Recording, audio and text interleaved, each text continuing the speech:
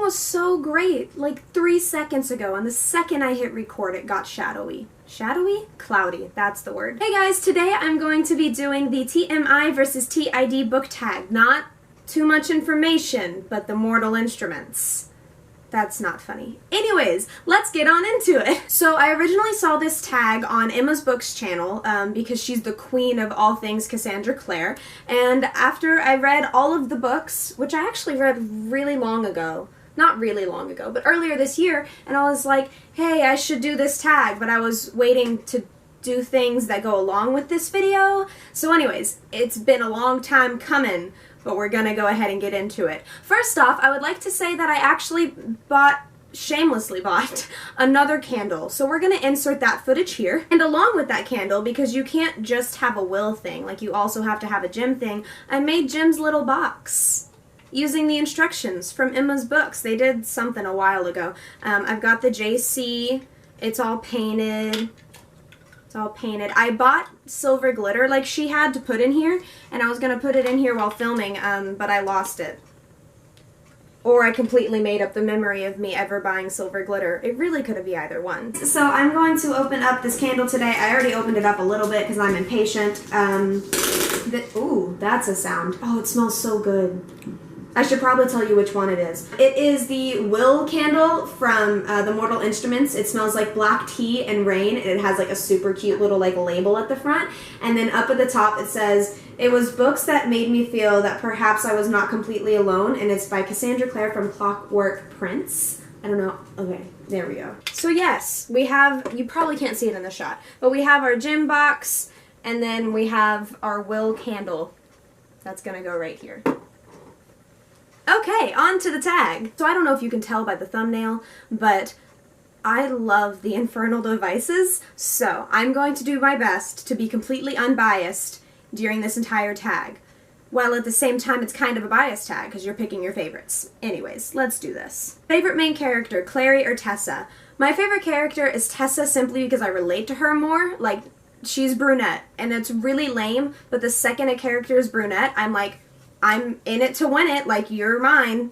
It's weird. I don't know why. She's really strong, and I'm gonna try not to spoil anything in this video. She's really strong, and she has certain abilities that I just find more interesting than Clary's abilities. Like, don't get me wrong, Clary's abilities are incredible, and it's, like, so unique. It's, like, really, really cool. But, also, Tessa's background is just more interesting to me, and her family history and everything. I just find Tessa a more complex character.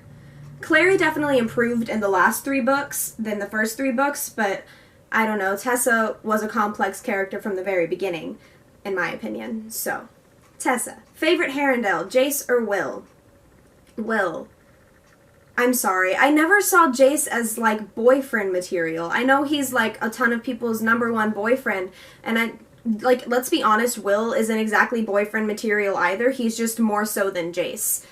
Original Will is boyfriend material. Clockwork Angel Will, not so much. I also just relate to Will's personality a lot more, which is weird because I feel like they're meant to have very similar personalities since they're both Herondales, but I don't know. I relate to Will's personality more, and I feel like it'd be more compatible. So Will's gonna be my Shadowhunter boyfriend until the day I die. Except Julian Blackthorn, man. He's working his way up there. It's definitely in between him and Will. Favorite love triangle, Simon, Clary, and Jace, or Will, Tessa, and Jim?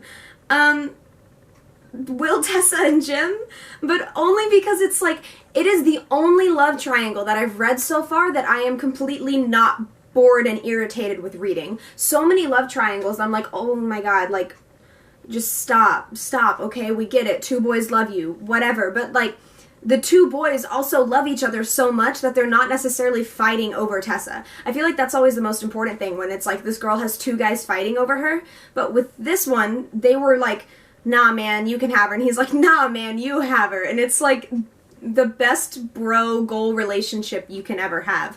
My thing with Simon, Clary, and Jace is that it was so obvious that Simon and Clary weren't going to end up together, and that Simon and Izzy were meant to be. Sebastian or the Magister? I love Sebastian, okay? Can I just put that out there? Like, he is, like, so in-depth, and it's like reading from a Vicious kind of villain standpoint, like the book Vicious by V.E. Schwab. It's like reading from that kind of villain standpoint, and it was so interesting to me. Like, the thing with the Magister, I'm gonna say the thing a billion times apparently, the Magister just, like, made things And he was like, I'ma kill ya. But like Sebastian had such like intricate plans. Hiding his real identity, the Magister kind of had complex plans, but just Sebastian more so. I love Sebastian. He is like this morally gray character, more morally black. Little bit of gray that I love. Better army, the Dark Army or the Clockwork Army? Okay, so the Clockwork Army is super creepy, like beyond creepy, but and they're like more difficult to beat, but I love the Dark Army just because like that is such a heartbreaking idea and it's such a successful idea. Like, it's literally the easiest way to beat someone is to turn one of their beloved evil and then be like, you gotta kill him or you're gonna get killed. So chances are they're not gonna kill their beloved, and then the Dark Army just wins over. Once again, Sebastian's mind. I love it. I love it so much. Better first book, City of Bones or Clockwork Angel? Clockwork Angel all the way, but my only reasoning, not my only reasoning, but I think that the reason is that Cassandra Clare wrote City of Bones first. What is this? What's happening here? Cassandra Clare wrote City of Bones first, and so it was like the beginning of her writing style, and I feel like with any author, you can see their first book, and it's an amazing book, but their writing style just improves and changes throughout the rest of the series. So even though Clockwork Angel is a first book in a series, she had already written other books by the time she got to that one, so she had had time to improve the world and work out little kinks in her writing style or the world building or personality, character building, all of that. And so I feel like it's just mainly because she's had more experience by the time she got to Clockwork Angel. And I was just more wrapped up in the characters themselves by the end of Clockwork Angel than I was with City of Bones. Better female sidekick, Isabel Lightwood or Cicely Herondale? I love Cecily. Obviously, I love her. I can't even pronounce her name right. I love Cecily simply because she's so determined and headstrong, and Will's like, hey, don't do this, and she's like, LOL, I'm gonna do it. But I definitely pick Isabel over Cecily because she's just so badass. Like, I want to be her. And she's like, I love Isabel Lightwood. I just can't express my love for her. Her and Alec are my two favorite characters out of the Mortal Instruments, and I don't know. I love the Lightwood siblings. They're my fave. She understands how the society works, and she just weaves her way flawlessly throughout the entire thing in 6-inch heels, and she's my inspiration in life. Better setting, the New York Institute or the London Institute?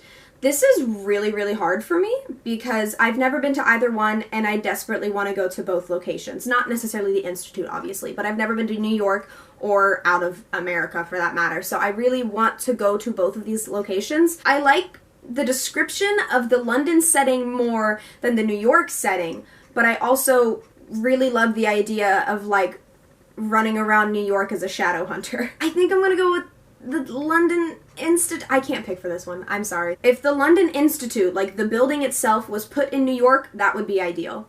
Cool. That's my answer. Better last book, City of Heavenly Fire or Clockwork Princess? I think I'm gonna go with Clockwork Princess just because it ripped out my heart so many times.